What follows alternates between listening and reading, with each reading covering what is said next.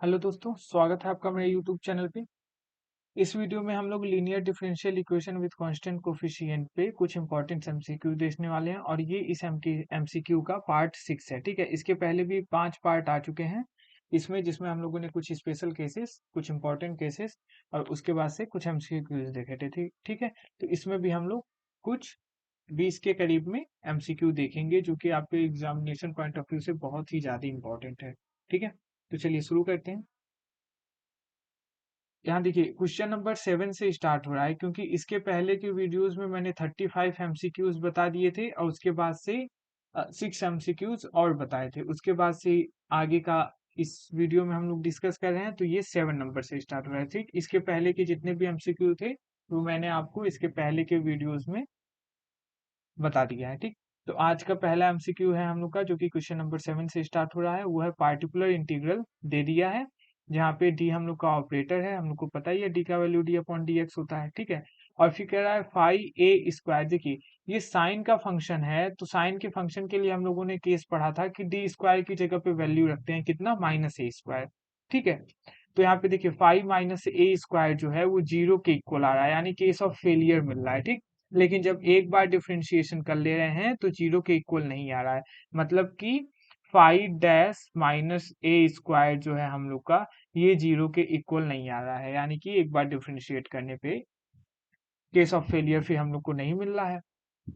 ठीक है, तो देखिए इसके लिए हम लोगों ने देखा था कि जब हम लोग डिफरेंशिएट करेंगे तो क्या करते हैं, एक्स से मल्टीप्लीकेशन करेंगे, फिर वन अपॉन क्या हो जाएगा, फाइव डैश, फिर डी का जो टर्म बचेगा डी स्क्वायर में, फिर यहाँ पे हो जाएगा साइन ए एक्स प्लस बी। ठीक है, इसके बाद से फिर हम लोग को केस ऑफ फेलियर नहीं मिल रहा है, तो यहाँ पे हम लोग वैल्यू क्या रख देंगे, माइनस ए स्क्वायर, यानी कि ये हो जाएगा x one upon five dash minus a square, फिर ऊपर वाला ये एज इट इज यहाँ पे नोट हो जाएगा, साइन ए एक्स प्लस बी। ठीक है, तो इसके अकॉर्डिंग जो हम लोग का राइट आंसर हो जाएगा वो हो जाएगा ऑप्शन नंबर बी। देखिए एक्स का मल्टीप्लीकेशन भी करते हैं जब एक बार डिफरेंशिएट करते हैं तो। ठीक है, जो हम लोग का इंडिपेंडेंट वेरिएबल होता है उसका हम लोग मल्टीप्लीकेशन कर लेते हैं। तो देखिए ऑप्शन डी में भी नहीं है एक्स का मल्टीप्लीकेशन, ये भी गलत हो गया। सी में भी नहीं है, ये भी गलत हो गया। ठीक है, और ए ऑप्शन भी हम लोग गलत कर सकते हैं। कैसे, जब हम लोग डिफरेंशिएट करते हैं तो हम लोग खाली इस नीचे वाले टर्म को, यानी कि जब हम लोग नॉर्मली देखते थे तो हम लोग देखते थे कितना, one upon f d into Q. ठीक है, तो हम लोग खाली एफडी वाले टर्म को डिफरेंशिएट करते थे, क्यू को डिफरेंशिएट नहीं करते थे। ठीक, लेकिन यहाँ पे जो क्यू वाला टर्म है इसको चेंज करके यहाँ देखिए इक्वेशन जो ऑप्शन नंबर ए है उसमें कॉस में लिख दिया है। हालांकि वो तो अनचेंज्ड रहेगा, साइन का फंक्शन है तो साइन में ही रहेगा जैसा क्वेश्चन में दिया होगा। तो इसके हिसाब से हम लोगों ने ए वाले ऑप्शन को भी गलत कर दिया। ठीक है, तो ऑप्शन बी वैसे भी राइट है और तीन ऑप्शन को गलत करके भी हम लोग एक जो बचा है वो राइट हो गया। ठीक, अगला क्वेश्चन देखते हैं। अगले क्वेश्चन में कह रहा है पार्टिकुलर इंटीग्रल, फिर वही हम लोग का साइन और कॉस के फंक्शन का दिया हुआ है, cos a x plus B का। ठीक है, और ये फाइव डी स्क्वायर है, डी हम लोग का एक ऑपरेटर है। तो कह रहा है कि फाइव माइनस ए स्क्वायर जो है वो नॉट इक्वल टू है जीरो के, मतलब कि जीरो के इक्वल नहीं, यानी केस ऑफ फेलियर एक भी बार नहीं मिल रहा है, यानी डिफरेंशिएट हम लोग को नहीं करना है। और कॉस का फंक्शन है तो कॉस में ही रहेगा, और डी स्क्वायर की जगह हम लोग क्या रख देते हैं, माइनस ए स्क्वायर। ठीक है, तो इस हिसाब से जो हम लोग का राइट ऑप्शन है क्वेश्चन नंबर 8 का, वो हो जाएगा कौन सा, ए ऑप्शन जो है। देखिए वही एकदम मैच कर रहा है, तो ऑप्शन ए जो है हम लोग का क्वेश्चन नंबर 8 का वो राइट ऑप्शन हो जाएगा। ठीक, अगला क्वेश्चन देखिए, क्वेश्चन नंबर 9 कह रहा है कि particular integral one upon D five D square cos a x plus b, फिर कॉस और साइन का फंक्शन है, तो इसमें से कॉस का फंक्शन दे दिया है जहाँ पे डी एक ऑपरेटर है। इसमें देखिए फिर पहला केस जो है वो केस ऑफ फेलियर का मिल रहा है, और दूसरी बार जब हम लोग एक बार डिफरेंशिएट करते हैं फिर केस ऑफ फेलियर हम लोग को नहीं मिल रहा है। ठीक है, तो इसके अकॉर्डिंग ये एकदम पहला वाला जो हम लोग का 7th नंबर क्वेश्चन है एकदम वैसा ही है, बस साइन की जगह क्या है, कॉस है। तो ऑप्शन भी हम लोग का उसी हिसाब से होगा, और एक्स का मल्टीप्लीकेशन होना चाहिए। तो देखिए पहले में नहीं है, क्योंकि हम लोग एक बार डिफरेंशिएट कर रहे हैं तो एक्स का मल्टीप्लाई भी करेंगे, पहले में मल्टीप्लाई नहीं है, बी वाले में भी नहीं है, सी और डी में है, लेकिन देखिए सी वाला साइन के फंक्शन में दिया है, जबकि हम लोग के क्वेश्चन के अकॉर्डिंग हम लोग कॉस में लाना है। ठीक है, तो सी भी गलत हो गया, बचा कौन सा, एक ही ऑप्शन डी वो करेक्ट है। देखिए एक्स का मल्टीप्लीकेशन भी है, कॉस के फंक्शन में भी है, एक बार डिफ्रेंशिएट भी किया है, और डी की जगह डी स्क्वायर की जगह पे माइनस ए स्क्वायर भी रखा है। तो इसमें हर एक चीज मिल गया हम लोग को, जैसा चाहिए था, जिस फॉर्म में हम लोग को कन्वर्ट करना था। तो क्वेश्चन नंबर 9 के लिए जो डी ऑप्शन होगा वो हम लोग का करेक्ट ऑप्शन हो जाएगा, राइट। तो फिर अगला क्वेश्चन देखते हैं, question number 10, particular integral 1 upon phi d square sine hyperbolic ax plus b where d is a operator, capital D is a operator which is stands for d upon ds, ठीक है। और देखिए पहला जो value दे रहा है हम लोग को, पहली बार ही वैल्यू रखने पे केस ऑफ फेलियर नहीं मिल रहा है, यानी कि डिफरेंशिएशन नहीं करना है, ठीक है। लेकिन देखिए यहाँ पे कॉस हाइपरबोलिक का फंक्शन दिया हुआ है, इसके पहले हम लोगों ने एक भी बार अभी तक हाइपरबोलिक का नहीं देखा था, ठीक है। तो हाइपरबोलिक जब रहता है तो सेम वैसे ही होगा जैसे नॉर्मल का होता है, लेकिन हम लोग नॉर्मल में डी स्क्वायर की जगह क्या लेते थे, माइनस ए स्क्वायर, ठीक है। लेकिन हाइपरबोलिक रहेगा तो हम लोग डी स्क्वायर की जगह सिर्फ ए स्क्वायर ही लेंगे, माइनस का वैल्यू जो है वो सिर्फ हट जाता है, ठीक है। तो इस हिसाब से क्वेश्चन नंबर जो 10 है उसका राइट आंसर हम लोग का ऑप्शन नंबर सी हो गया। देखिए five a to the a square लिखा हुआ है, ए टू द पावर 2 लिखा हुआ है, इसमें हम लोग माइनस ए स्क्वायर नहीं लिख रहे हैं, क्यों, क्योंकि हाइपरबोलिक का है, हाइपरबोलिक के टर्म में है, ठीक है। और फिर वैसे ही as it is sine hyperbolic a x plus b, तो ऑप्शन नंबर सी जो है वो करेक्ट हो गया, ठीक है। देखिए ऑप्शन नंबर डी भी कई लोग करेक्ट कर देते हैं, लेकिन इसमें ये माइनस की वजह से ये इनकरेक्ट है, ठीक है। ऑप्शन नंबर डी इनकरेक्ट है क्योंकि इसमें माइनस ए स्क्वायर लिख दिया है, ठीक। और डिफरेंशिएट तो करना ही नहीं था, जब पहले ही वैल्यू पे हम लोग को जीरो के इक्वल नहीं मिल रहा है, तो ऑप्शन बी भी गलत। और सी वाले में साइन की जगह कॉस दे दिया, ये भी गलत, ठीक है। तो अगर आपको ये नहीं पता है कि कौन सा ऑप्शन राइट हो रहा है, तो बाकी तीन आप रॉन्ग करने का कोशिश भी कर सकते हैं, तो जो एक बचेगा वो राइट हो जाएगा, ठीक है। तो क्वेश्चन नंबर 10 का हम लोग का ऑप्शन नंबर सी सही ऑप्शन है। क्वेश्चन नंबर 11 देखिए, 11 क्या कह रहा है, 11 भी देखिए कॉस हाइपरबोलिक के टर्म में दे दिया है। तो मैं अभी अभी बताया हूँ कि अगर हाइपरबोलिक में रहता है तो डी स्क्वायर की जगह पे हम लोग सिर्फ ए स्क्वायर को पुट करते हैं, ठीक है। तो इसके अकॉर्डिंग भी इसका ऑप्शन ए जो है वो राइट हो जाएगा, डी स्क्वायर की जगह ए स्क्वायर पे ए स्क्वायर ही सिर्फ वैल्यू रखा है, ठीक। ऊपर वाले की तरह ही सेम है, कॉस की जगह साइन की जगह बस कॉस हो गया है हाइपरबोलिक में, ठीक है। 12 नंबर क्वेश्चन देखिए, particular integral phi d e to the power ax v where v is any function of x and phi sorry d stands for d upon dx, d operator है, इसके बारे में तो हम लोग कितना डिटेल में पढ़े थे। देखिए अब ये एक अलग केस दिया हुआ है, इस केस के बारे में हम लोग डिस्कस नहीं किए थे, e to the power ax into v, ठीक है। तो इस केस के लिए जब इसको सॉल्व करते हैं तो हम लोग का पर्टिकुलर इंटीग्रल जिस टर्म में लिखते हैं वो होता है e to the power a x, फिर 1 अपॉन, अगर हम लोग एफ डी ले रहे हैं, ठीक है। इसमें देखिए यहाँ पे क्या लिया है, यहाँ पे लिया है फाइव डी, और हम लोग पढ़ते समय जब हम लोगों ने केस पढ़ा था तो हम लोगों ने एफ डी लिया था, ठीक है। तो कुछ भी ले सकते हैं आप, इसके लिए स्वतंत्र हैं। तो हम लोग एफ डी पे देख लेते हैं, एफ डी में क्या होता है, एफ डी और ए वाला जो टर्म है उसको हम लोग क्या करते हैं, ऐड कर देते हैं, किसमें, डी में, इनटू वी हो जाता है, ठीक है। किसके लिए ये हो रहा है, जब दिया हो 1 upon f d into e to the power a x v, ठीक है। तो ए एक्स को हम लोग आगे लाते हैं, ई टू दावर ए एक्स रहेगा, तो ई टू दावर ए एक्स को हम लोग आगे लाते हैं तो डी में ए के वैल्यू को ऐड कर दिया जाता है, यहाँ डी में ए के वैल्यू को हम लोग ऐड कर देते हैं और फिर इंटू वी हो जाता है, ठीक है। तो इस हिसाब से जो हम लोग का ऑप्शन नंबर सी है, देखिए इसमें ई टू दावर ए एक्स को आगे लिख दिया है, फिर 1 अपॉन फाइव, ये फाइव का में फंक्शन लिया है, हम लोग एफ में लेते थे, तो फाइव डी में ए की वैल्यू को क्या किया है, फिर ऐड कर दिया है, ठीक है। उसके बाद से फिर इंटू वी जो कि एक्स का फंक्शन है, तो ऑप्शन नंबर सी इसके अकॉर्डिंग क्या हो गया, हम लोग का राइट ऑप्शन हो गया, ठीक। अगला क्वेश्चन देखते हैं, क्वेश्चन नंबर 13, पर्टिकुलर इंटीग्रल देखिए, अभी पीछे वाले केस में हम लोगों ने देखा कि e to the power a x v हो तो, ठीक है। और यहाँ पे हम लोग देखेंगे कि अगर एक्स वी हो तो, ठीक है, 1 अपॉन एफ डी एक्स, या फिर इसी की जगह एफ की जगह फाइव डी, ठीक है। तो अगर ऐसा रहेगा, इस फॉर्मेट में रहेगा, तो इसका पीआई हम लोग कैसे निकालते हैं, ठीक है। तो आप लोग ये याद रखिएगा, इसका ऑप्शन नंबर डी जो होगा वो करेक्ट होगा, x minus five dash d upon five d into 1/5d into d into v. ठीक है, तो ऑप्शन नंबर डी जो है वो करेक्ट हो जाएगा 13 नंबर क्वेश्चन के लिए। ठीक है, अब देखिए 14 नंबर क्वेश्चन देखते हैं। 14 नंबर क्वेश्चन में कह रहा है particular integral 1/d+1 e to the power x दिया हुआ है, e to the power x. ठीक है, देखिए ये इस टाइप का क्वेश्चन बहुत ही इंपॉर्टेंट हो सकता है। ठीक, इस टाइप का आपका रिटन में भी पूछ सकता है कि पर्टिकुलर इंटीग्रल बताइए। ठीक है, तो मैं इस क्वेश्चन को जो है डिटेल में सॉल्व करके आपको बता दे रहा हूं, ताकि अगर इस टाइप का क्वेश्चन आए तो आपको कोई भी कंफ्यूजन ना हो। ठीक है, देखिए हम लोग का वैल्यू दिया था 1/d+1 into e to the power x. ठीक है, देखिए इस टर्म में दिया है, तो कितने बच्चे तो इसको देख के ही घबरा जाएंगे।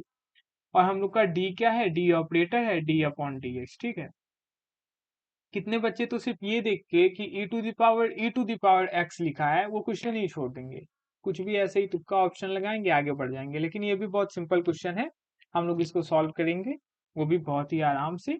देखिए एक केस होता है जब इस फॉर्मेट में आता है, इस फॉर्मेट में जिसको सॉल्व करने के लिए हम लोगों ने कोई भी केस नहीं पढ़ा है, तो उसके लिए एक अलग फॉर्मूले का हम लोग यूज करते हैं। वो होता है 1/d-a Q x, Q of x. ठीक है, और इसको इक्वल टू हम लोग लिखते हैं e to the power ax integration of e to the power, फिर q function of x dx। ठीक है, ये देखिए ये बहुत ही इंपॉर्टेंट फॉर्मूला है। अगर इस हिसाब से कोई q का फंक्शन आ जाए e to the power x, मतलब कुछ इस टाइप में, तो उसको सॉल्व करने के लिए हम लोग इसका यूज करते हैं। ठीक है, तो देखिए इससे अब हम लोग कंपेयर करेंगे तो -a है यहाँ पे हम लोग का, और यहाँ पे कितना है, +1 है, तो वैल्यू a का क्या मिल जाएगा, हम लोग को a का वैल्यू मिल जाएगा -1। ठीक है, ये क्वेश्चन है हम लोग का, और ये जिस बेसिस पे हम लोग सॉल्व करते हैं, जिस फॉर्मूले के थ्रू हम लोग सॉल्व करते हैं, ये वो है। ठीक है, तो इसके अकॉर्डिंग ऊपर वाले को हम लोग चेंज करेंगे तो क्या हो जाएगा, e to the power a का वैल्यू -1x कंपेयर करने पे मिला है। इंटीग्रेशन देखिए ये बाहर वाला जो टर्म है ये इंटीग्रेशन के बाहर है, तो इसको हम लोग एज अ कांस्टेंट ट्रीट करेंगे। ठीक है, इसका ना ही इंटीग्रेशन करते हैं ना ही कुछ भी, बस ये एज इट इज लिखा जाता है, a का वैल्यू पुट करके इसको एज इट इज लिख देते हैं। ठीक, और इंटीग्रेशन के अंदर जो जितने भी वैल्यू रहेंगे उसको सॉल्व किया जाएगा। तो यहाँ हो गया e टू द पावर, अब -a का वैल्यू है -1 और -a है, तो फिर ये 1x हो जाएगा। ठीक है, a का वैल्यू रखेंगे तो 2 बार माइनस हुआ, माइनस माइनस का मल्टीप्लीकेशन प्लस हो गया। अब qx है, qx का वैल्यू हम लोग का कितना है यहाँ पे, e to the power x, तो लिखेंगे हम लोग e to the power x dx। अब इस इंटीग्रेशन को कैसे सॉल्व करेंगे, तो ऐसा इंटीग्रेशन आप लोग आराम से सॉल्व करना सीखे होंगे। हम लोग मान लेते हैं, ठीक है, कि let e to the power x is equal to t।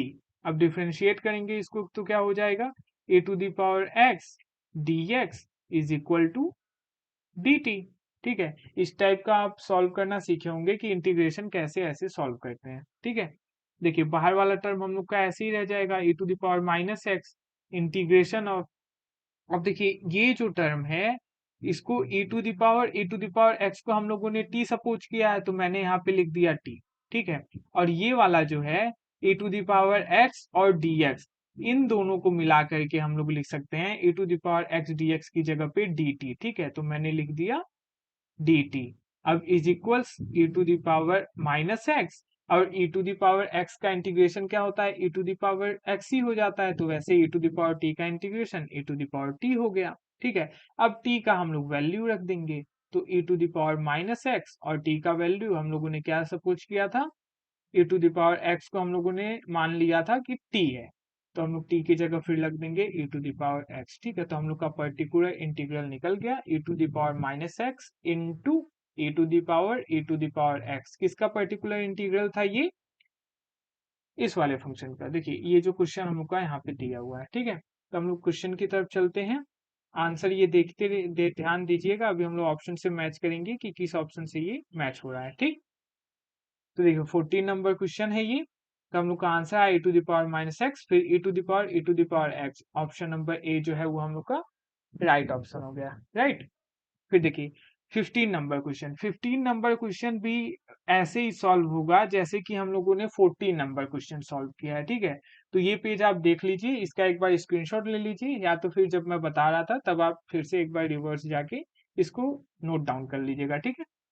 तो 15 नंबर क्वेश्चन भी वैसे ही लगेगा जैसे हम लोगों ने 14 नंबर को सॉल्व किया, ठीक। मैं इसका आंसर बता दे रहा हूँ, आप लोग इसको सॉल्व कीजिएगा, आप लोग से बहुत ही आराम से सॉल्व हो जाएगा। इसका आंसर होगा correct option number b, e to the power minus 2x into e to the power x, ठीक है। ये हम लोग का राइट आंसर होगा ऑप्शन नंबर बी, ठीक। 16 नंबर क्वेश्चन देखते हैं। 16 नंबर क्वेश्चन क्या कह रहा है, पार्टिकुलर इंटीग्रल। देखिए ये भी सेम वैसे, ये यहाँ पे साइन एक्स ना देखिए, sine e to the power x दिया हुआ है, ठीक। तो इसको भी जब आप सॉल्व करेंगे तो आप सेम 14 नंबर क्वेश्चन की तरह इसको भी सॉल्व कर सकते हैं, ये भी उसी फॉर्मेट में सॉल्व हो जाएगा आपका, ठीक। तो 15 और 16 नंबर क्वेश्चन आप कीजिएगा, बहुत ही आसान है, मैं आंसर बता दे रहा हूँ। 16 नंबर क्वेश्चन का आंसर सी जो होगा वो करेक्ट ऑप्शन होगा, ठीक। चलिए आगे बढ़ते हैं। 16 के बाद 20 नंबर आ गया। 4 क्वेश्चन में लिखना लग रहा है, स्लाइड चेंज हुआ है तो 4 क्वेश्चन जो है वो मुझसे छूट गए हैं। हालांकि वो 4 क्वेश्चन भी इसी फॉर्मेट के रहे होंगे, ठीक है। तो मैंने एक बता दिया है, आसान है, आप लोग सॉल्व कर लेंगे, ध्यान देंगे थोड़ा सा तो, ठीक है। तो देखते हैं क्वेश्चन नंबर 20, ठीक है। अब देखिए इसमें पूरा का पूरा डिफरेंशियल इक्वेशन दिया है, लेकिन हम लोग से पूछ रहा है कि इसमें पूरा डिफरेंशियल इक्वेशन लिख के दिया है, लेकिन हम लोग से कह रहा है कि सिर्फ हम लोग को पार्टिकुलर इंटीग्रल निकालना है, कंप्लीट सॉल्यूशन नहीं निकालना है, ठीक है। तो इसको ऑपरेटर डी का यूज करके जब हम लोग कन्वर्ट करेंगे तो ये हो जाएगा D square minus 7d plus 6, ठीक है, into y is equals e to the power 2x, ठीक है। हम लोग को क्या निकालना है, इसका पर्टिकुलर इंटीग्रल निकालना है। तो क्या लिखते हैं, 1 upon d square minus 7d plus 6 into e to the power 2x लिखेंगे, ठीक है। और जब आप इसको सॉल्व करेंगे, मैंने इसका भी सॉल्यूशन कैसे निकलता है ये सेकंड वीडियो में बताया था, इस सीरीज के सेकंड पार्ट में ही बताया था। तो आप अगर नहीं देखे हैं पुराना वीडियो जितना भी है, इसके पहले का 5 वीडियो आप जरूर देखिए। अगर इसके पहले का 5 वीडियो देखे रहेंगे तो आपको ये एमसीक्यू समझ भी आएंगे और आप आसानी से सॉल्व भी कर पाएंगे।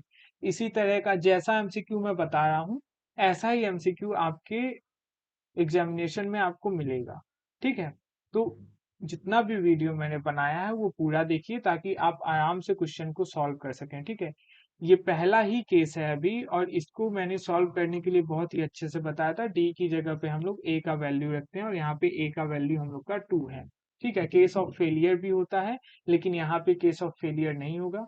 और जब आप वैल्यू रख के सॉल्व करेंगे तो आपका राइट आंसर आएगा ऑप्शन नंबर बी, 20 नंबर क्वेश्चन का, ठीक है। आप वैल्यू पुट करके सॉल्व कर सकते हैं। देखिए यहाँ पे हो जाएगा 4 माइनस 7, 7 डी का वैल्यू 2 रखेंगे ना तो ये 14 हो जाएगा, 14 प्लस 6, ठीक है। इसको सॉल्व करेंगे तो आ जाएगा -4, तो आ गया 1/-4 e to the power 2x। यही ऑप्शन नंबर बी हम लोग का है, जो कि सही है, ठीक है। तो आसान है एकदम सॉल्व करना। 21 नंबर क्वेश्चन देखिए, 21 नंबर क्वेश्चन भी जो है डी के फॉर्मेट में पहले से ही दिया है और e to the power 5x दे दिया है। इसमें देखिए आगे भी एक वैल्यू दे दिया है 3, तो उसको हम लोग, देखिए मैं लिख के बता देता हूँ, इसको भी हम लोग पर्टिकुलर इंटीग्रल के फॉर्मेट में लिखेंगे, 1/d square minus 5d plus 6, ठीक है, into 3 e to the power 5x है। तो इस 3 को हम लोग आगे लिख लेंगे आराम से, कांस्टेंट वैल्यू है तो ये हो जाएगा 3 1 अपॉन, और d का वैल्यू रख देते हैं। तो d का वैल्यू रखेंगे तो d स्क्वायर की जगह पे रखेंगे a का वैल्यू हम लोग, ये 5, तो कितना हो जाएगा 25। फिर इस जगह पे रखेंगे -5d की जगह, तो हो जाएगा -25 प्लस 6, ठीक है, into e to the power कितना चल रहा है 5x, ठीक है। अब देखिए 25 से 25 कैंसिल, कितना बच गया 3/6 e to the power 5x is equals, 3 से 6 को कैंसिल आउट कर दीजिए 2 टाइम्स में, तो 1/2 e to the power 5x। तो हम लोग का आंसर क्या हो गया, half e to the power 5x, ठीक है। तो half e to the power 5x, option number a 21 नंबर क्वेश्चन का जो ऑप्शन ए है वो राइट ऑप्शन हो गया। देखिए कितना सिंपल सिंपल क्वेश्चन है, ठीक है। 22 नंबर क्वेश्चन देखिए, 22 नंबर क्वेश्चन भी आसान है। ये ई टू द पावर 3x दिया है और ये 1 दिया है, ठीक है। अब आप लोग सोचेंगे कि 1 के लिए तो पता ही नहीं गया है, 1 की जगह पे क्या करेंगे, ठीक है। तो देखिए अगर हम लोग e to the power 0x है तो इसको क्या लिखेंगे, 1 लिखेंगे ना, क्योंकि इसको जब सॉल्व करेंगे तो ये हो जाएगा e to the power 0x यानी कि 0। और किसी भी वैल्यू के पावर में जब 0 होता है, किसी भी नंबर के या किसी भी वैल्यू के पावर पे जब 0 होता है तो उसका वैल्यू हम लोग का 1 हो जाता है, ठीक है। कोई नंबर हो, कोई अल्फाबेट हो, किसी के भी पावर पे जब 0 होता है तो उसका वैल्यू हम लोग का हो जाता है 1, मैथमेटिक्स में सिर्फ, ठीक है। तो यहाँ पे हम लोग 1 की जगह लिख देंगे e to the power 0x। तो एक बार e to the power 3x के साथ इसको लिख के सॉल्व कर लेंगे, एक बार इसी डी स्क्वायर माइनस 9 को e to the power 0x के साथ लिख के सॉल्व कर लेंगे, ठीक है। तो आराम से भी सॉल्व हो जाएगा। इसका जो राइट आंसर होगा ये होगा आपका 22 नंबर का ऑप्शन नंबर सी। आप सॉल्व करेंगे तो आपसे आराम से सॉल्व हो जाएगा। अगर नहीं हो पाएगा तो आप कमेंट सेक्शन में बताइएगा, मैं अगले वीडियो में इसका सोल्यूशन दे दूंगा। लेकिन बहुत ही आसान क्वेश्चन है ये, आराम से आप लोग सॉल्व कर लेंगे, ठीक है। अगला क्वेश्चन देखते हैं, क्वेश्चन नंबर 23। देखिए द पर्टिकुलर इंटीग्रल, इसमें भी हम लोग को पर्टिकुलर इंटीग्रल बताना है। डी के फॉर्मेट में पहले से दिया और क्यू की वैल्यू हम लोग को दे रखा है e to the power -3x, ठीक है। तो देखिए कैसे लिखते हैं, 1 upon d square plus 4d plus 3 लिखेंगे into e to the power -3x। अब d की जगह पे -3 वैल्यू रख देंगे तो कितना हो जाएगा, देखिए 1 अपॉन 9 माइनस 12 प्लस 3, ठीक है। देखिए यहाँ पे केस ऑफ फेलियर हम लोग को मिलने लगा, ठीक है। और जब केस ऑफ फेलियर मिलने लगता है तो हम लोग एक बार डिफ्रेंशिएट करते हैं फिर वैल्यू रखते हैं। तो इसको हम लोग डिफ्रेंशिएट करेंगे, इस वैल्यू को कितना आ जाएगा 1 अपॉन 2d प्लस 4, ठीक है। और x का मल्टीप्लीकेशन कर देते हैं आगे, यहाँ x के फॉर्मेट में है, ये जो हम लोग का इंडिपेंडेंट वेरिएबल है वो x है, इसलिए x का मल्टीप्लीकेशन करें, y रहता तो y का मल्टीप्लीकेशन कर देते। फिर यहाँ पे e to the power -3x रहेगा, फिर हम लोग d की जगह पे a का वैल्यू पुट करेंगे -3, तो कितना हो जाएगा x 1 upon -6 plus 4 e to the power -3x।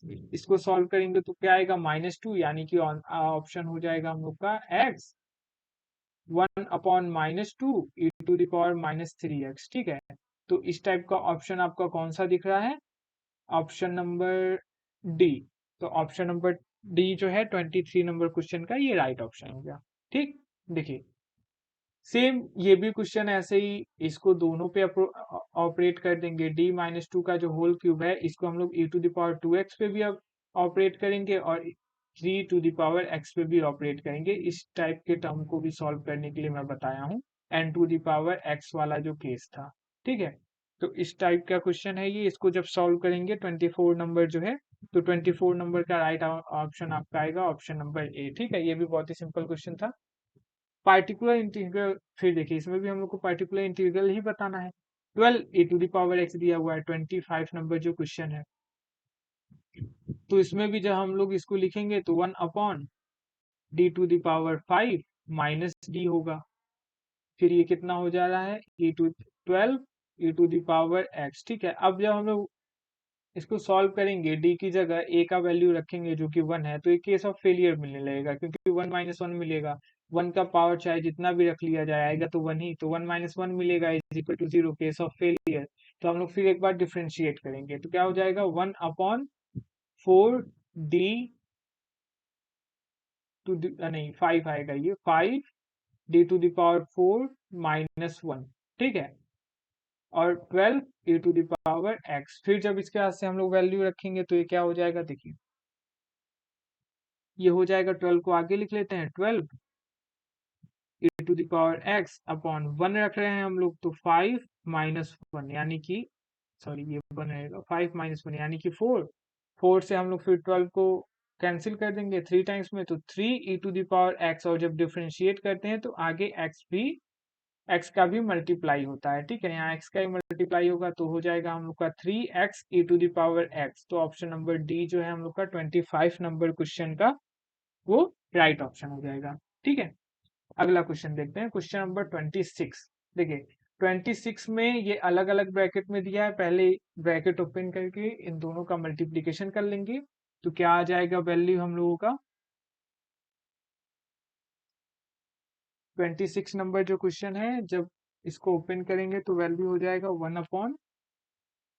1/d³ minus d² plus d−1, ठीक है, e⁻x। तो ये भी केस ऑफ फेलियर मिलने लगेगा, यहाँ पे a का वैल्यू है 1, जब हम लोग इसको पुट करेंगे तो ये हो जाएगा 1 - 1 प्लस 1 - 1, तो ये कैंसिल आउट होके ये भी पूरा वैल्यू 0 के इक्वल होने लगेगा। ठीक है, केस ऑफ फेलियर। फिर एक बार इसको भी हम लोग डिफ्रेंशिएट करेंगे तो क्या हो जाएगा x into 1/3d² minus 2d plus 1 into e⁻ कितना बचेगा, x ही रहेगा। ठीक है, फिर जब हम लोग वैल्यू रखेंगे तो क्या हो जाएगा x 1/3 माइनस 2 प्लस 1 e⁻x, तो ये क्या हो जाएगा x/2 जब इसको सॉल्व करेंगे तो, और e⁻x, ये हम लोग का राइट ऑप्शन हो गया। तो ऑप्शन नंबर जो हम लोग का सी है वो सही हो जाएगा। 26 नंबर क्वेश्चन के लिए ऑप्शन नंबर सी सही हो जाएगा। ठीक है, ये देखिए साइन वाला दिया है, साइन वाला मैंने अभी अभी आपको ऊपर बताया था कैसे सॉल्व करते हैं, और साइन के फंक्शन के लिए हम लोग पढ़ चुके हैं कि d² की जगह पे हम लोग वैल्यू रखते हैं सिर्फ a का, और उसके बाद से फिर सॉल्व करते हैं। ठीक है, और इसको 1 माइनस या 1 प्लस के फॉर्मेट में लिखने की फिर कोशिश करते हैं। ठीक, मैंने आपको अगर q का वैल्यू साइन या कॉस के टर्म में आता है, या तो साइन के टर्म में या फिर कॉस के टर्म में आता है, इन दोनों फंक्शन में, तो कैसे सॉल्व करते हैं ये पिछले वीडियोस में बता रखा है। ठीक है, वहां से आप लोग देखिए। बस ये थोड़ा सा लंबा होता है लेकिन बहुत ही आसान होता है इसको भी सॉल्व करना। तो आप देखेंगे पिछले वीडियोस में, आपको अच्छे से समझ में आएगा, और ये बहुत छोटे छोटे क्वेश्चन है, आप आराम से सॉल्व कर लेंगे। ठीक है, 5 से 6 लाइन में ये आराम से सॉल्व हो जाते हैं। तो मैं आंसर बता दे रहा हूँ आप लोग को। 27 नंबर जो क्वेश्चन है उसका राइट आंसर हम लोग का हो जाएगा option number B, cos 2x/8। देखिए अभी समय बहुत कम बचा है, ज्यादा बड़े वीडियो होंगे तो आपको भी देखने में प्रॉब्लम होगा। ठीक है, और आपको हर एक क्वेश्चन लगभग लगभग अपने मन से सॉल्व करना चाहिए। मैं बता रहा हूँ, वीडियो रोक के मेरे से पहले सॉल्व कीजिए और फिर देखिए क्या कि आप वैसे ही सॉल्व कर रहे हैं जैसे मैं कर रहा हूँ, या फिर आंसर सेम आ रहा है कि नहीं आ रहा है। ठीक है, और देखिए तो मैं इन तीनों क्वेश्चन जो कि एक ही फॉर्मेट पे सॉल्व होंगे, और इसके ऊपर मैंने पूरा एक वीडियो ही बनाया था इस केस के लिए, जहाँ पे हम लोग क्यू का फंक्शन साइन और कॉस लिए थे। ठीक है, और उसमें मैंने 2 एग्जांपल सॉल्व करके भी बताए थे, इंपॉर्टेंट क्वेश्चन भी बताए थे। ठीक है, तो आप लोग वो वाला वीडियो देखिए, आप लोग को ये अच्छे से समझ में आएगा। अगर पुराना वीडियो आप लोगों ने इसके पहले का आया हुआ जितना वीडियो है, पांचों पार्ट आप लोगों ने अच्छे से देखा है, तो ये सब क्वेश्चन आपसे आराम से सॉल्व होगा। ठीक है, 27 नंबर क्वेश्चन का ऑप्शन नंबर बी करेक्ट हो गया। 28 नंबर जो हम लोग का क्वेश्चन है, इसका ऑप्शन नंबर डी जो है वो करेक्ट होगा। आप लोग सॉल्व करेंगे तो देखिएगा यही आंसर आएगा। ठीक, 29 नंबर जो क्वेश्चन है, सेम देखिए ये तीनों एक ही टाइप के क्वेश्चन है। क्यू क्यू का जो फंक्शन है, क्यू जो हम लोग का यहाँ पे साइन और कॉस का फंक्शन दिया हुआ है। ठीक है, सेम केस सेकंड में हम लोगों ने इसको पढ़ा था कि कैसे सॉल्व होता है, केस सेकंड में पढ़ा था। ठीक है, वीडियो नंबर 3 होगा, पार्ट 3 में आपको मैंने ये बताया होगा। पार्ट 3 का वीडियो आप लोग एक बार देखेंगे पूरा, तो इस टाइप का क्वेश्चन आपको अच्छे से समझ आने लगेगा। ठीक है, और आप लोग अच्छे से सॉल्व भी कर लेंगे। 29 नंबर क्वेश्चन, 29 नंबर क्वेश्चन जो है उसका ऑप्शन ए सही होगा। आप लोग वो वाला वीडियो देख के इसको सॉल्व करने की कोशिश कीजिएगा, आराम से हो जाएगा। ठीक है, तो इस वाले वीडियो में हम लोगों ने 20 एमसीक्यूज देखे जो कि बहुत ही इंपॉर्टेंट है। इस टाइप के एमसीक्यूज और इसके पहले जितने क्वेश्चन मैंने बताए हैं, इसी टाइप का एमसीक्यू आपको आपके क्वेश्चन पेपर में मिलेगा। आपके रिटन एग्जामिनेशन में भी इस टाइप के एमसीक्यूज आ सकते हैं, रिटन एग्जामिनेशन में इस टाइप के क्वेश्चन आ सकते हैं सॉल्व करने के लिए, लेकिन थोड़ा लेंथी दे देगा। ठीक है, जैसे एक ही क्वेश्चन में दे दे रहा है e⁻x का भी वैल्यू दे दिया q की जगह पे, साइन x भी दे दिया, प्लस 3⁻x भी दे दिया, तो इन तीनों के लिए आप लोग को अलग अलग सॉल्व करना पड़ेगा। आसान होता है लेकिन थोड़ा लंबा हो जाता है। ठीक है, तो इस टाइप का क्वेश्चन आ सकता है रिटन एग्जामिनेशन में।